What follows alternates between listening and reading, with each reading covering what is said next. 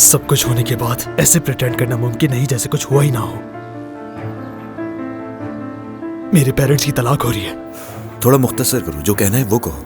मेरे ख्याल से डिवोर्स के बारे में तो बताने नहीं आए। ठीक कहा। तुम्हें ऐसा लगता है कि तुम्हें निशाना बनाया गया है? तुम्हें ऐसा लगता है कि तुम्हारी मॉम और बहन के साथ ज्यादती हुई है? कादिर, मेरे साथ भी ऐसा ही हुआ है। मेरी मॉम और बहन दोनों के साथ ज्यादती हुई है। मैं आज यहां इसलिए आया हूं ताकि सब ठीक हो जाए, और मुझे ये सब ठीक करना है। इससे पहले कि कोई बड़ा नुकसान हो, मैं उसका हल तलाश करना चाहता हूं।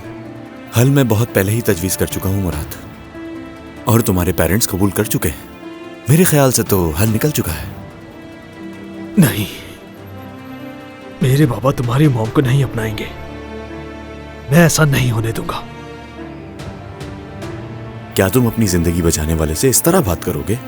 इस वक्त जो तुम्हारे जिस्म में सांसें चल रही हैं वो मेरी वजह से है, और इस वक्त जो तुम्हारा गुर्दा अच्छी तरह काम कर रहा है वो भी मेरी वजह से है, समझे?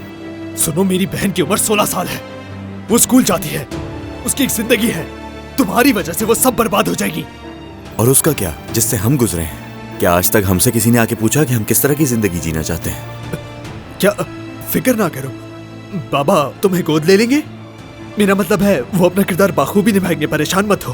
तुम्हें तुम्हारी विरासत का हिस्सा भी मिलेगा। देखो, तुम एक आरामदेह जिंदगी गुजार सकोगे कादिर। अब से तुम पर कोई किसी किस्म की तनकीद नहीं कर सकेगा। समझ आ रही है ना मेरी बात? हाँ हाँ हाँ, बिल्कुल बिल्कुल, ठीक है, आगे बोलो, और क्या कहना चाहते हो? कादिर, जरूरी नहीं है कि तुम मेरी माँ और बहन को शामिल करो इस मामले में। तुम्हें मेरी बात को समझना होगा। हाँ, ये समझना होगा, वो समझना होगा, समझ कर मैं यहाँ तक भर चुका हूँ, समझे? यहाँ तक।